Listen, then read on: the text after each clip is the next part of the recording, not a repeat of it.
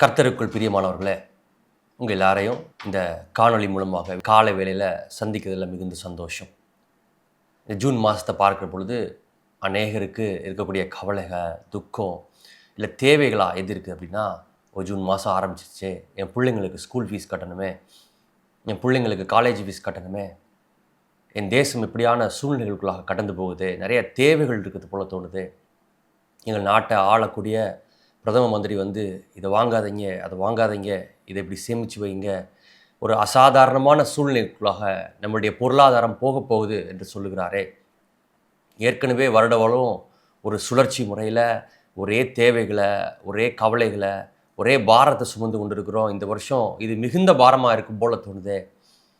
ஒருவேளை இந்த வருஷம் இன்னும் கஷ்டமாக இருக்குமோ?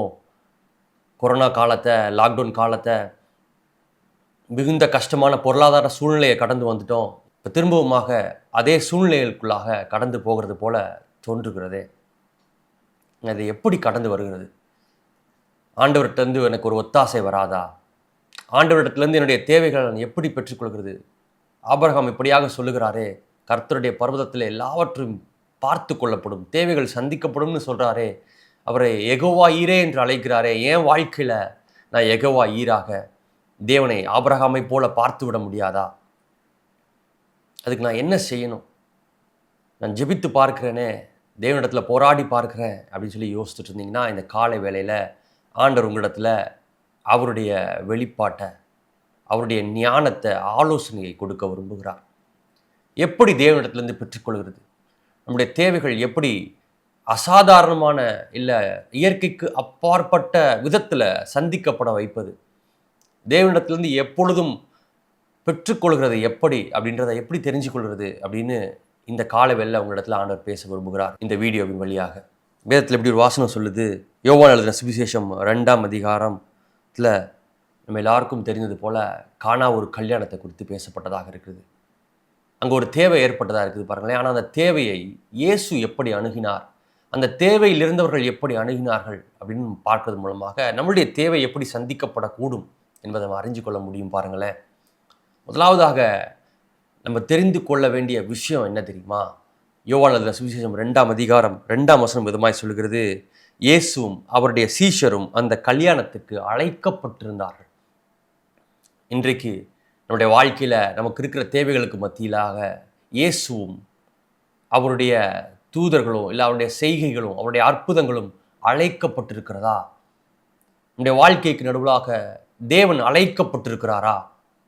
தேவனுடைய இயற்கைக்கு அப்பாற்பட்ட தொடுதல், இயற்கைக்கு அப்பாற்பட்ட கரம், இயற்கைக்கு அப்பாற்பட்ட தேவையை சந்திக்கிற திறன் அழைக்கப்பட்டிருக்கிறதா?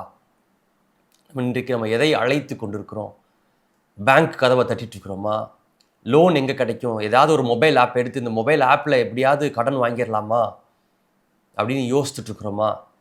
இல்லை எனக்கு இந்த நபரை தெரியும், அந்த நபரை தெரியும், என் உறவினரை தெரியும், இந்த பெரிய நபரை தெரியும், இப்படிப்பட்ட கான்டாக்ட்ஸ்லாம் இருக்குது, இந்த தொடர்புகளை மேற்கொண்டு எப்படியாகிலும் என் தேவையை சந்தித்துக் கொள்வேன் என்று யோசிச்சுட்டு இருக்கிறோமா? இல்லை என்கிட்ட நகை இருக்குது, என்கிட்ட பொருள் இருக்குது, என்கிட்ட வீடு இருக்குது, இடம் இருக்குது, இதை எப்படியாவது அடமானம் வச்சு இதை செஞ்சிட போகிறேன் அப்படின்னு யோசிச்சுட்டு இருக்கிறோமா?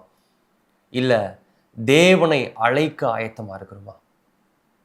அநேக நேரங்களில் விசுவாசத்தில் வாழ்கிறத எதனோடு குழப்பிக்கொள்கிறோன்னு கேட்டிங்க அப்படின்னா, ஒன்றுமே இல்லைங்க அதனால தேவனை விசுவாசிக்கிறேன், என் பாக்கெட்டில் பணமே இல்லைங்க அதனால தேவனை விசுவாசிக்கிறேன் அப்படின்றதில் மட்டும் தேவனை விசுவாசிக்கிறத, விசுவாசத்தில் வாழ்கிறத எடுத்துக்கொள்கிறோம். ஆனால் நான் இப்படி யோசிக்கிறேன், அது மட்டும் விசுவாசத்தில் வாழ்கிறது இல்லைங்க. உங்களிடத்துல எல்லாம் இருந்தும் தேவனை முழுமையாய் சார்ந்து உங்களுடைய எல்லா விதமான உங்கள் வாழ்க்கையில் இருக்கிற எல்லா விதமான ஏரியாஸ்குள்ளேயும், உங்கள் வாழ்க்கையில் இருக்கிற எல்லா விதமான இடங்களுக்குள்ளாகவும், எல்லா விதமான தேவைகளுக்குள்ளாகவும், எல்லா விதமான திருப்திக்குள்ளாகவும் தேவனை அழைக்கிறதே தேவனை அழைக்கிறதாக இருக்குது. எப்படிங்க அப்போ தேவனை அழைக்கிறது? ஒருவேளை உங்களுக்கு உங்கள் பிள்ளைங்களுக்கு ஸ்கூல் ஃபீஸ் கட்டுறதுக்கு போதுமான பணம் இருக்குமா இருக்கும்? உங்கள் வாழ்க்கையை சந்தித்துக்கொள்ள, உங்களுடைய தேவைகளை பார்த்துக்கொள்ள போதுமான பணம் இருக்குமா இருக்கும்? உங்கள் ஊழியத்தை சந்தித்துக்கொள்ள போதுமான பணம் இருக்குமா இருக்கும்? இல்லை காலேஜ் ஃபீஸ் கட்டுறதுக்கு ஒரு போதுமான பணம், இல்லை உங்கள் தேவைகளை எல்லாம் பார்த்துக்கொள்வதற்கு தேவையானவர்கள் ஏற்கனவே சந்திக்கப்பட்டு இருக்கக்கூடும். ஆனாலும் அதற்குள்ளாக அந்த கல்யாணத்திற்குள்ளாக எப்படி இயேசுவையும் அவர் சீஷர்களையும் அழைத்தார்களோ அதே போல என்னுடைய தேவைகள் சந்திக்கப்பட்டுச்சு ஆண்டவரே, எனக்கு பெருசாக தேவைன்னு எதுவும் இல்லை, ஆனாலும் உண்மை அழைக்கிறேன். என் கண்ணுக்கு எந்த தேவையும் இல்லாதது போல தான் தோணுது, ஆனாலும் உங்களை என் வாழ்க்கைக்குள்ளாக அழைக்கிறேன். ஒவ்வொரு நொடி பொழுதும் ஒவ்வொரு கணத்திலையும் என் வாழ்க்கைக்குள்ளாக உங்களுடைய காலடி தடம் இருக்க வேண்டும் என்பதை நான் விரும்புகிறேன்.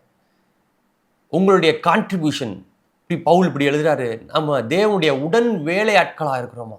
அநேக நேரங்களில் தேவனை விசுவாசிக்கிறோமான்னு கேட்டால் விசுவாசிக்கிறோன்னு சொல்லிடுறோம், தேவனை நம்புகிறோமான்னு கேட்டால் நம்புகிறோன்னு சொல்லிடுறோம். ஆனால் ஒரு நாளும் தேவனுடைய உடன் வேலையாளாக இருக்கிறதுக்கு நம்ம வாழ்க்கையை அனுமதிக்கிறதில்ல. பாருங்களேன், நம்ம வீட்டிற்குள்ளாக, குடும்பத்திற்குள்ளாக, ஊழியத்திற்குள்ளாக, படிப்பிற்குள்ளாக, வேலைக்குள்ளாக, இல்லை வியாபாரத்திற்குள்ளாக தேவனை முழுமையாக அழைப்பதென்றால் என்ன? எல்லாம் தேவைக்கு சந்திக்கப்பட்டு இருந்தும் தேவனை அழைக்கிறது.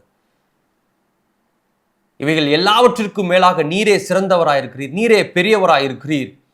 என் பார்வைக்கு ஒருவேளை இங்கே குறைவு இல்லாதது போல தோணலாம், இந்த கல்யாணத்தில் குறைவு இல்லாதது போல கானாவூர் கல்யாணத்துக்காரங்களுக்கு எப்படி தோன்றுச்சோ, எப்படி திராட்சை ரசம் குறைவுபட்டு போயிற்று, இல்லை என்ற சூழ்நிலை வந்ததுக்கு பின்பதாக தான் அவங்களுக்கு தெரிஞ்சிச்சோ, அதே போல என் வாழ்க்கையில இல்லை என்ற சூழ்நிலை வருகிறதுக்கு முன்பதாக நான் உங்களை அழைக்க போகிறேன். ஏன்னா வார்த்தை தெளிவாக சொல்லுது பாருங்க, நிறைவானது இல்லை நிறைவானவராகிய ஆவியானவர் கர்த்தர், இந்த திரியேக தேவன் இயேசு நம் வாழ்க்கைக்குள்ளாக அடியெடுத்து அழைக்கப்பட்டு வருகிற பொழுது குறைவுகள் ஒன்றும் இல்லாமல் போகிறதா இருக்குது. அதுக்கு முந்தின வசனத்தை நான் அதுக்கு அடுத்ததாக படிக்கிறேன் பாருங்களேன். 2வது வசனத்தை படித்து காமிச்சேன். இயேசுவும் அவர் சீஷர்களும் அழைக்கப்பட்டிருந்தார்கள். நான் அதுக்கு முன்பதாக வசனம் இப்படி சொல்லுது, மரியாளும் அங்கே இருந்தாள். யார் இந்த மரியாள்? இயேசுடைய தாயாராக இருக்கிறாங்க. ஒருவேளை இந்த கல்யாணம் உறவினர்களுடைய கல்யாணமாக இருந்திருக்கலாம், ஒருவேளை தெரிஞ்சவங்களுடைய கல்யாணமாக இருந்திருக்கலாம், இல்லை தெரியாதவங்களுடைய கல்யாணமாக கூட இருந்திருக்கலாம். என் பையனை அழைச்சிருக்கிறாங்க, ஒரு பாஸ்டர்னு, ஒரு போதகர், ஒரு ரபின்னு இயேசு கிறிஸ்துவை அழைச்சிருக்கிறாங்க, நானும் போகிறேன், என்னுடைய தேவையும் ஏதாவது இருக்குன்னு சொல்லிட்டு அந்த மரியாதை அங்கே கடந்து போயிருந்திருக்கலாம். இன்றைக்கு இந்த காரியத்தை முக்கியமாக சொல்லிக் கொடுக்க விரும்புகிறேன் பாருங்க. இயேசு எங்கே அழைக்கப்பட்டிருக்கிறாரோ அங்கே நாம் இருக்கிறது, நிலைநாட்டப்பட்டவர்களாக இருக்கிறது, இல்லை நாமளே அழைத்து கொண்டு போகிறது மிகவும் முக்கியமான காரியமாக இருக்குது நம்ம வாழ்க்கையில். எனக்கு ஒரு அழைப்பு வரவே இல்லைங்க, என்னை யாரும் கூப்பிடவே இல்லைங்க, இயேசுவை மட்டும்தான் அவங்க அழைத்திருக்கிறாங்க. இல்லை ஒரு சபைக்கு, இல்லை ஒரு ஜெப கூடுகைக்கு, இல்லை நீங்கள் உங்களுடைய தெரிஞ்ச உறவினர்கள், உங்கள் ஃப்ரெண்ட்ஸு, உங்கள் நண்பர்கள் பக்கத்தில் இருக்கிற வீட்டில் நம்ம கூடி ஜெபிக்கலான்னு கூப்பிட்டுருக்கலாம், பக்கத்தில் ஒரு போதகர் எங்கள் சபைக்கு வாங்கன்னு உங்களை கூப்பிட்டுருந்துருக்கலாம். இயேசு என்னை அழைக்கட்டுங்க, இல்லை எனக்கு பிரத்யட்சமாக ஏதாவது ஒன்று நடக்கட்டும் அப்புறம் நான் போகிறேன்னு இல்லாமல் இயேசு அங்கே அழைக்கப்பட்டிருக்கிறார். அது ஒரு ஜெப கூடுகையாக இருக்குது, அது தேவனை ஆராதிக்கிற இடமா இருக்குது, தேவனை உயர்த்துகிற இடமா இருக்குது, தேவன் மகிமைப்பட போகிறார்.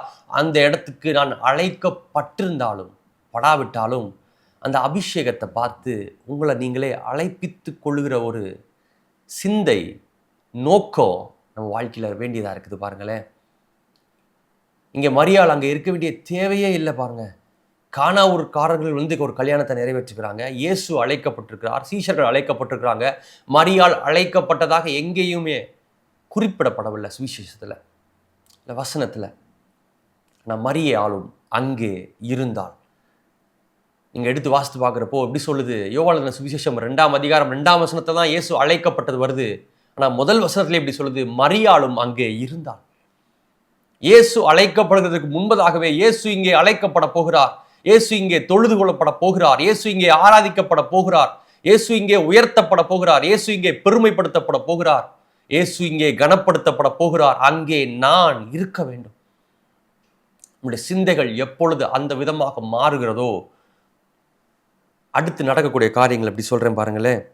3ஆம் வசனம் எப்படி சொல்லுது, இயேசு அழைக்கப்பட்டுட்டாரு, மரியாள் முதலாவது அங்கே வந்துட்டாங்க, திராட்சை ரசம் குறைவு பட்ட போது அப்படின்னு தெளிவாக போட்டிருக்குது. அதுக்கு அடுத்த வரி இப்படி சொல்லுது, இயேசுவின் தாய் அவரை நோக்கி அவர்களுக்கு திராட்சை ரசம் இல்லை என்றார். இந்த சொல்லாடலை நம்ம ரொம்ப கவனமாக பார்க்கணும். பாருங்களேன், இந்த கான்வர்சேஷனை, இந்த உரையாடுதலை ரொம்ப கவனமாக கவனிங்க.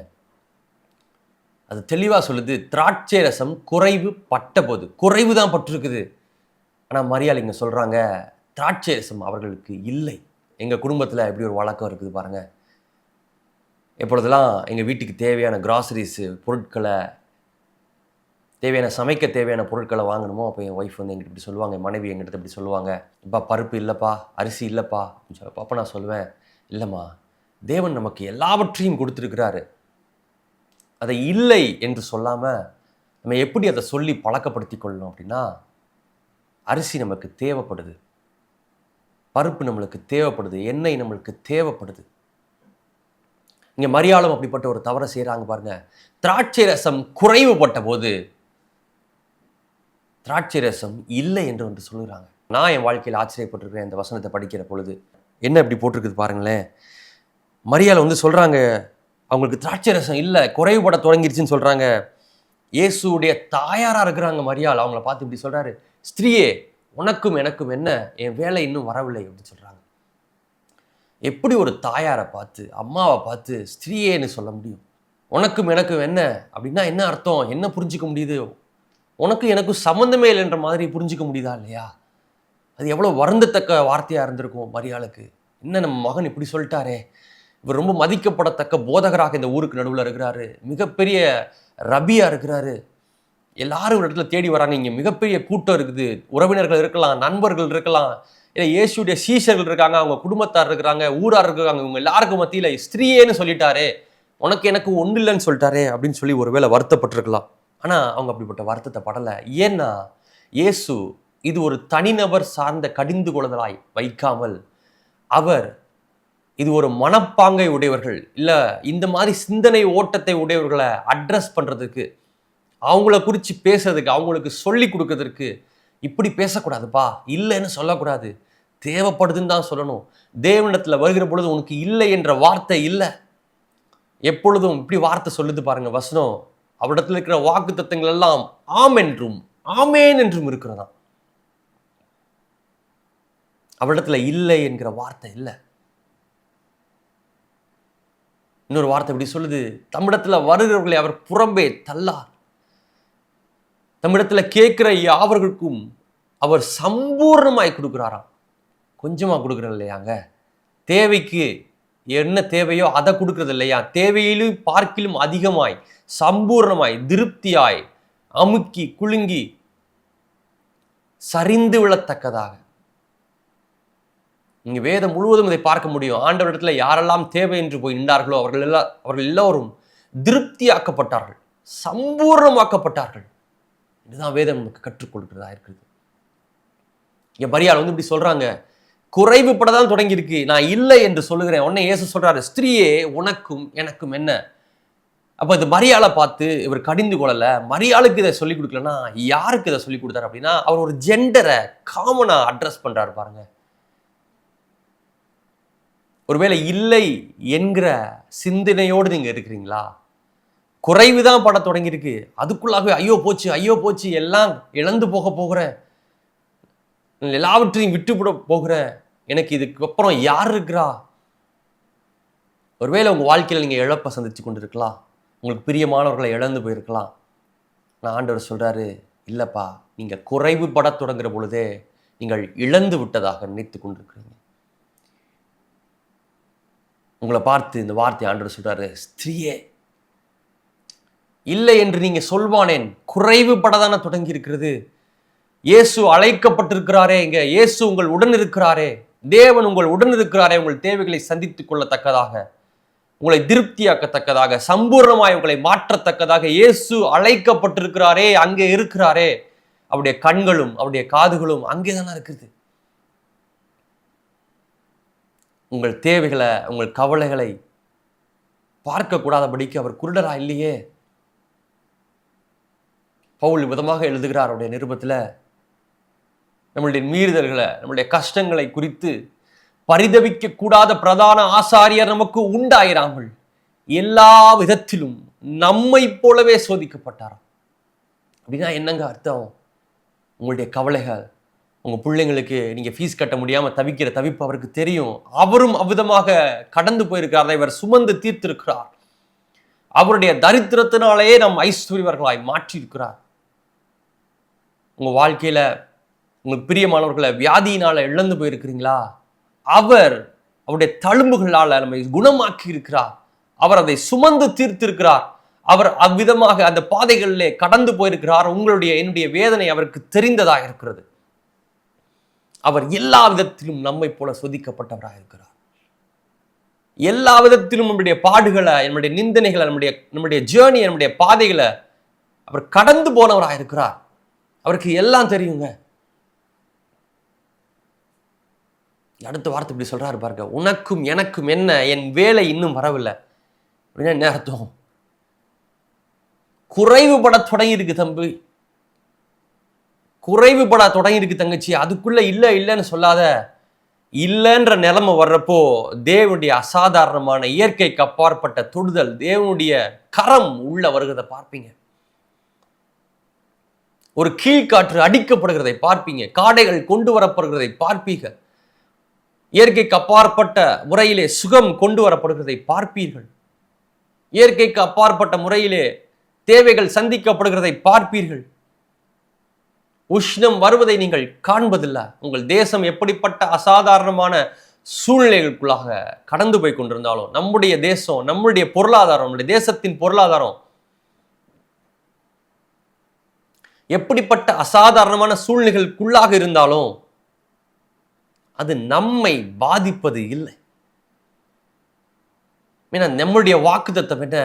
தேவன் நமக்கு செய்திருக்கிற வாக்கு என்ன? உஷ்ணம் வருவதை நாம் காண்பதில்லை. மழை தாழ்ச்சியான வருஷத்திலும் வருத்தமின்றி கனி கொடுப்போம். தேசத்துக்கே இல்ல உலகத்துக்கே கொரோனா வருதா, வியாதி வருதா, கொடிய நோய் வருதா, என்னை அது எந்த விதத்திலும் சேதப்படுத்த முடியாது. ஏனென்றால் என் தேவன் எனக்கு ஒரு வாக்கு தத்தம் பண்ணியிருக்கிறார். நான் வருத்தமின்றி கனி கொடுப்பேன். எந்த விதமான அசாதாரணமான சூழ்நிலை என்னை பாதிக்க முடியாது. ஏனென்றால் நான் வருத்தமின்றி கனி கொடுக்க அழைக்கப்பட்டிருக்கிறேன். நான் தேவனுடைய வித்தா இருக்கிறேன், தேவனுடைய பிள்ளையா இருக்கிறேன். இன்னும் சொல்ல போனா தேவனுடைய செல்ல பிள்ளையா இருக்கிறேன். அன்பு மகனா, அன்பு மகளா இருக்கிறோம். இது எவ்வளவு பெரிய ஸ்லாக்கியம் பாருங்க, எவ்வளவு பெரிய வாக்கியம். தேவனுடைய அன்பு பிள்ளைகள். அவர் நமக்கு அருளாதிருப்பது எப்படி? அவர் நமக்காக இறங்கி வந்து உதவிகளை செய்யாதிருப்பது எப்படி? அடுத்த வார்த்தை பாருங்க, இல்லை என்ற நிலைமை வந்தோடனே ஆண்டவர் அங்க இறங்கி வேலை செய்கிறதை பார்க்க முடியுது. அதுக்கு மரியாளுடைய ரெஸ்பான்ஸை பாருங்க, பதில பாருங்க. குறைவுபட தான் தொடங்குச்சு. இல்லைன்னு சொல்லிட்டு எப்படி சீஷர்கள் படகுல கத்துனாங்களோ அந்த புயலை பார்த்து, அதே போல நான் பதறிட்டேன் போல. இல்லைனா சூழ்நிலைகளையும் தாண்டி இருக்கிற பிரச்சனைகளுக்கும் அதிகமாக ரியாக்ட் பண்ணிட்டேன் போல, பயந்துட்டேன் போல, கவலைப்பட்டேன் போல. ஆண்டவர் எனக்கு எதையோ சொல்லிக் கொடுக்க விரும்புகிறார்.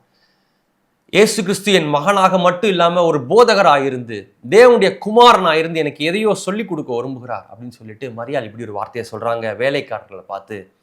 அவர் உங்களுக்கு என்ன சொல்லுகிறாரோ அதன்படி செய்யுங்கள். ரொம்ப முக்கியம் பாருங்க. நியாயப்படி பார்த்தா மனது காயப்பட்டிருக்கணும்.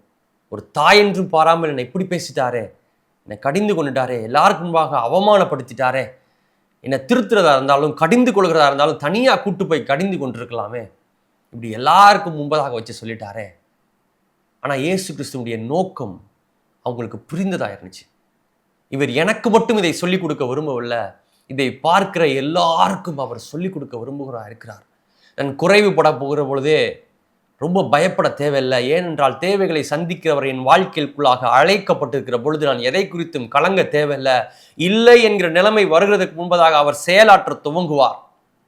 என் வாழ்க்கையில இல்லை என்கிற நிலைமத்திற்குள்ளாக, மரணத்திற்குள்ளாக, இழப்பிற்குள்ளாக நான் போகிறது இல்லை அப்படின்றத புரிந்த மரியாள் இப்படி சொல்றாங்க. வேலைக்காரர்கள் பார்த்து திரும்பி, அவர் உங்களுக்கு என்ன சொல்றாரோ அதன்படி செய்யுங்கள். இப்போ அடுத்து வருகிற வசனத்தை எல்லாம் நம்ம இப்படி புரிஞ்சுக்க முடியும் பாருங்களேன்.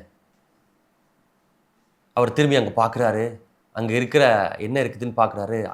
கற்சாடிகள் இருக்கிறத பார்க்குறாரு. அந்த கற்சாடிகளை பார்த்துட்டு வேலைக்காரரை பார்த்து சொல்கிறாரு, நீங்கள் போய் தண்ணி பிடிச்சிட்டு வாங்க, தண்ணி பிடிச்சிட்டு வந்து இதை நிரப்புங்க. அப்படின்னு சொல்கிறாரு. இந்த வேலைக்காரரும் மறுமொழி பேசாமல் உடனே தண்ணி பிடிச்சிட்டு வந்து நிரப்புறாங்க. அவர் கைகளை வைத்து அதை ஆசீர்வதித்து ஒரு ஜெபத்தை பண்ணுறாரு, ஜெபிக்கிறாரு. ஜெபிச்சுட்டு அந்த வேலைக்காரரை பார்த்து பேசுகிறாரு, இதை கொண்டு போய் பந்தி விசாரிப்புக்காரத்தில், அதாவது சாப்பாடு பரிமாறுறவங்கள்ட்ட கொண்டு போய் கொடுத்துருங்க அப்படின்றாரு. அவங்களும் சாப்பாடை கொண்டு போய் கொடுக்குறவங்க கிட்ட கொண்டு போய் கொடுத்துட்றாங்க. இதுக்கு இடையில ரொம்ப முக்கியமாக நம்ம பார்க்க வேண்டியது, இந்த வசனம் இப்படி சொல்லுது, பந்தி விசாரிப்புக்காரருக்கு இது எந்த விதமான கற்சாடியிலேருந்து வந்துச்சுன்னு தெரியவே தெரியாது. இந்த வேலைக்காரங்களுக்கு மட்டும்தான் இது எந்த விதமான கற்சாடியிலேருந்து வந்துச்சுன்னு தெரியும். இந்த பந்தி விசாரிப்புக்காரங்களுக்கு இது எப்படி வந்துச்சுன்னு தெரியாது. அதுக்கப்புறம் தான் அற்புதம் நடக்குது. அதுக்கப்புறம் தான் அந்த பந்தி விசாரிப்புக்காரங்க இப்படி கேட்குறாங்க, யாரும் நல்ல ரசத்தை வச்சுட்டு கெட்ட ரசத்தை, இல்லை கொஞ்சம் சுமாரான ரசத்தை முன்னாடி கொடுக்கறது இல்லை. நீங்கள் என்ன நல்ல ரசத்தை வச்சுருந்தீங்க, இப்போ கடைசியாக கொண்டு வந்து கொடுக்குறீங்க, முதல் பந்தியில் தானே நீங்கள் கொடுத்துருக்கணும்லாம் கேட்குறாங்க. ஏன் இது ரொம்ப ரிமார்க்கபிளாக, ரொம்ப முக்கியத்துவம் வாய்ந்ததாக கருதப்படுதுன்னு கேட்டிங்க அப்படின்னா, இந்த வசனத்தை உங்களுக்கு வாசிக்கிறேன் பாருங்களேன். யோவான் எழுதின சுவிசேஷம் 2ஆம் அதிகாரம் 6ஆம் வசனம் இப்படி சொல்லுது, யூதர்கள் தங்களை சுத்திகரிக்கும் முறைமையின்படியே ஒவ்வொன்றும் 2-3 குடம் தண்ணீர் கொள்ளத்தக்கதாக 6 கற்சாடிகள் அங்கே வைத்திருக்கப்பட்டிருந்தது. சுத்திகரிப்பின் முறைமை அப்படின்னா என்னங்க? யூதர்களுக்கு இப்படி ஒரு பழக்கம் இருக்குது. எங்கே ஒரு இடத்துக்கு போனாலும் அவங்க கைகளையும் கால்களையும் நல்லா தேய்ச்சி கழுவுவாங்க, முழங்கை வரைக்கும் கழுவுவாங்க, முகத்தை கழுவுவாங்க, கழுத்தை கழுவுவாங்க, கால்களை நல்லா தேய்ச்சி கழுவுவாங்க, 7 தரம் கழுவுவாங்க. அப்படி கழுவாமல் ஒரு வீட்டிற்குள்ளாக, ஒரு கல்யாண வீட்டிற்குள்ளாக, சாப்பிட்ற இடத்துக்குள்ளாக அவங்க பிரவேசிக்கிறது இல்லை. இங்கே இப்படி சொல்லுது, யூதர்கள் தங்கள் சுத்திகரிப்பின் முறைமையின்படி செய்வதற்கு வைக்கப்பட்டிருந்த கற்சாடிகள் அப்படின்னா பாத்ரூம்ல வைக்கப்பட்டிருந்த பக்கெட். ஆண்டவர் தம்முடைய மிகப்பெரிய அற்புதத்தை, இன்னும் சொல்லப்போனால் தன்னுடைய முதலாவது அற்புதத்தை, மிகுந்த ருசியுள்ள திராட்சை ரசத்தை உருவாக்குவதற்கு அவர் சூஸ் பண்ண வெசல் பாத்ரூம்ல வைக்கப்பட்டிருந்த பக்கெட். சுத்திகரிப்பின் முறைமையின்படி செய்வதற்கு வைக்கப்பட்டிருந்த கற்சாடிகள். அந்த கற்சாடிகளை எடுத்து அதுல தண்ணி ஊத்துங்கன்றாரு. நம்ம வேலைக்காரராக இருந்தால் நம்ம இப்படி யோசித்து பார்ப்போம். பாருங்க, நான் இப்படி ஒரு வீடியோவை பார்த்தேன். ட்ரெயினில் சமோசா விற்கிற ஒருத்தர் வந்து ஃபோன் நோண்டிட்டு அவர் கால் எடுத்து அந்த சமோசா பக்கெட்டுக்குள்ளே போட்டு வச்சுருந்தார். நம்ம அதை சாப்பிடுவோமா? ஒருவேளை இந்த பந்தி விசாரிப்புக்காரருக்கோ, மாப்பிள்ளைக்கோ, மணமகளுக்கோ, அந்த வீட்டாருக்கோ இது தெரிஞ்சிருந்தால் சாப்பிட்ருப்பாங்களா அப்படின்னா இல்லைங்க. ஆனால் ஆண்டவர் தெரிந்து கொண்ட பாத்திரம், சுத்திகரிப்பின் முறைமையின்படி செய்ய வைத்திருந்த கற்சாடிகள், அதில் ஊற்றப்பட்ட தண்ணீர் அப்படின்னா கை கழுவுவதற்கு வைக்கப்பட்டிருந்த தண்ணீர், கால் கழுவுவதற்கு வைக்கப்பட்டிருந்த தண்ணீர், இன்னும் சொல்லப்போனால் பாத்ரூமில் வைக்கப்பட்டிருந்த தண்ணீர். இன்னும் புரிஞ்சு கொள்கிற மாதிரி ஒரு உதாரணத்தை கொடுக்குறேன் பாருங்களேன். நம்ம ஊரில் கல்யாணத்தில் என்ன போடுவாங்க? பிரியாணி போடுவாங்க, ஒரு 65 வைப்பாங்க, இல்லை சாம்பார் சாதம் போடுவாங்க, சாப்பாடு சாம்பார்லாம் போடுவாங்க. சாம்பார் காலி ஆயிடுச்சு, பாத்ரூம் தண்ணியை எடுத்துகிட்டு வா, அதில் சாம்பாரை உருவாக்கும்னு சொன்னால் நம்மளுக்கு எவ்வளோ அருவருப்பாக இருக்கும். ஆண்டவர் தன்னுடைய முதலாவது அற்புதத்தை, மிகுந்த ருசியுள்ள திராட்சை ரசத்தை செய்வதற்கு சுத்திகரிப்பின் முறைமையின்படி இருந்த ஒன்றை தெரிந்து கொண்டார். இன்றைக்கு ஆண்டவர் உங்கள் வாழ்க்கையில் எப்படி சொல்கிறார்? ஒருவேளை புறக்கணிக்கப்பட்டு, ரொம்ப இழிவாக எண்ணப்பட்டு, ஜனங்களால் உதாசீனப்படுத்தப்பட்டு தள்ளப்பட்டவர்களாக இருக்கிறீங்களா? அருவருக்கப்படுகிறவர்களாக இருக்கிறீங்களா? உங்களுடைய பொருளாதாரம் ரொம்ப மோசமான சூழ்நிலைகள் இருக்குதா? ஆண்டவர் உங்களை தெரிந்து கொள்கிறார் ருசியுள்ள திராட்சை ரசமாய் மாற்றுவதற்கு, மிகுந்த ருசியுள்ள திராட்சை ரசமாய் மாற்றுவதற்கு, அந்த மொத்த ஊருடைய தேவைகளை சந்திக்கிறதற்கு, பசியை போக்குகிறதற்கு, ஜனங்களுடைய தேவைகளை போக்குவதற்கு ஆண்டவர் உங்களை தெரிந்து கொள்கிறார்கள். எனக்கே ஒன்றும் இல்லை, என் தேவைகளை சந்திக்கொள்ளவே என்கிட்ட ஒன்றும் இல்லை, நான் எங்கே இன்னொருத்தருக்கு போய் கொடுக்குறதுன்ற நிலைமையில் இருக்கிறீங்களா? ஆண்டவர் தள்ளப்பட்ட கல்லாகிய உங்களை மூளைக்கல்லாய் தெரிந்து கொண்டவராக இருக்கிறார். அதுக்கு நீங்கள் நான் என்ன செய்யணும்? நான் முதலாவது சொன்னது போல உங்கள் வாழ்க்கையில் எல்லா இடத்திலும் அவரை அழைக்க வேண்டும், அங்கே இருக்க வேணும். அவர் எங்கே இருக்காரோ அங்கே போய் இருக்க பார்க்கணுங்க. எப்பெல்லாம் அவர் கூட ஐக்கியப்பட தோணுதோ, உங்களுடைய தனி ஜபத்தில், கூடி ஜபிக்கிற ஜபத்தில் அவரோடு ஐக்கியப்படுவதற்கு நீங்கள் பிரயாசப்படணும். ஓடி ஓடி போய் அவர் கூட இருந்துக்கணும். அங்கே இருக்கிற பொழுது தான் அவங்களுக்கு தெரியும், குறைவுபட தொடங்குகிற பொழுதே அவருடைய செயலாற்ற தொடங்குகிறதை நீங்களும் நாங்களும் பார்க்க ஆரம்பிப்போம். அது சுத்திகரிப்பின் முறைமையின்படி செய்ய வைக்கப்பட்டிருந்த கற்சாடியாக இருந்தாலும் பரவாயில்ல, அதில் ஊற்றப்பட்ட தண்ணீராக இருந்தாலும் பரவாயில்ல, தேவன் பராக்கிரமசாலியாக இருக்கிறார், மிகுந்த சர்வ வல்லமையுள்ளவராக இருக்கிறார். அவராலே கூடாத காரியம் ஒன்றும் இல்லாததுனால அவர் உங்களுக்கும் எனக்கும் ரட்சிப்பை அதன் மூலமாக அருள வல்லமை உள்ளவராக இருக்கிறார். எது உங்கள் வாழ்க்கையில் உதாசீனப்படுத்தப்பட்டிருக்கிறது? ஒருவேளை உங்களுடைய அதிகால ஜெபமாக இருக்கலாம், உங்களுடைய வேத வாசிப்பாக இருக்கலாம், உங்களுடைய நாளுடைய ஆரம்பமாக இருக்கலாம், அந்த ஒரு 10 நிமிஷமாக இருக்கலாம், 5 நிமிஷமாக இருக்கலாம். எதை நீங்கள் உதாசீனப்படுத்துகிறீர்களோ அந்த உதாசீனப்படுத்தப்பட்டதை அவரிடத்துல கொடுத்து அவரை அதுக்குள்ளாக அழைத்து பாருங்கள். தேவன் சம்பூர்ணமாய் தேவைகளை சந்திக்கிறதை பார்ப்பீங்க. நம்மளால் கண்களை மூடி இப்படி ஜெபிக்கலாமா? எங்கள் பரிசுத்தமுள்ள நல்ல தகப்பனே, நீர் பராக்கிரம் உள்ளவராக இருக்கிறீர், யெகோவா ஈரா இருக்கிறீர், எங்கள் தேவைகளை சந்திக்கிறவராக இருக்கிறீர், எப்பொழுதும் எங்கள் உடன் வருகிறவராக இருக்கிறீர். எங்கள் தேவைகள் உங்களுடைய கண்களுக்கு முன்பதாக இருக்கிறது. நாங்கள் கேட்டுக்கொள்வதற்கும் ஜெபிக்கிறதற்கும் முன்பதாகவே எங்களுடைய தேவைகளை நீர் சந்திக்கிறவராக இருக்கிறீர்.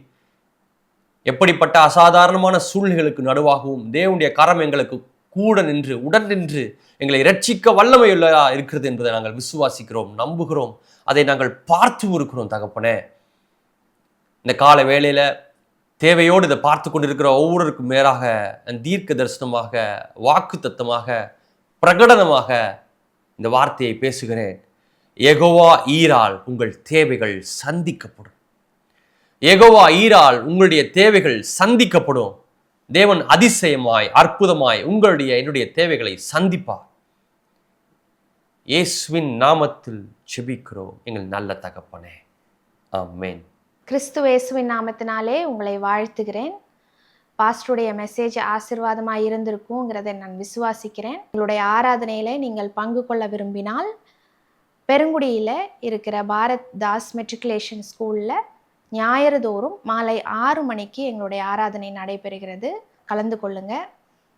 நீங்கள் சென்னையில் இல்லை, வெளியூரில் இருக்கிறீங்கிற பட்சத்தில் எங்களோட ஆராதனையில் பங்கு கொள்ள விரும்பினால் சனிக்கிழமை தோறும் காலை 5:30 மணி முதல் 6:30 மணி வரை ஆன்லைன் ஆராதனை நாங்கள் நடத்துகிறோம். அதில் நீங்கள் பங்கு பெறலாம். அதற்கான டீட்டெயில்ஸ்க்கு திரையிலே தெரிகிற தொலைபேசி எண்ணுக்கு நீங்கள் அழைத்து டீட்டெயில்ஸ் லிங்க்கையும் பாஸ்வேர்டையும் எங்ககிட்டேருந்து பெற்றுக்கொள்ளுங்கள்.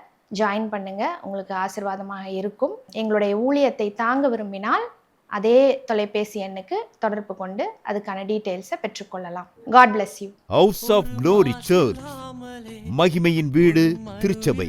எங்களுடைய திருச்சபையின் ஆராதனை நேரம் ஞாயிறு மாலை 6 மணி முதல் 8 மணி வரை.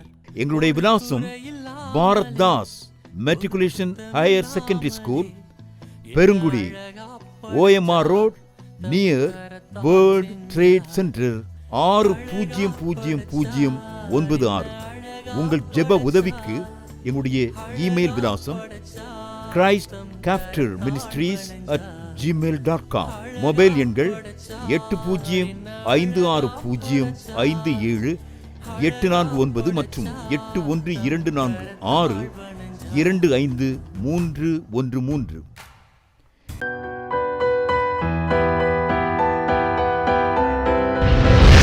கர்த்தர் உங்களை ஆசீர்வதிப்பாராக.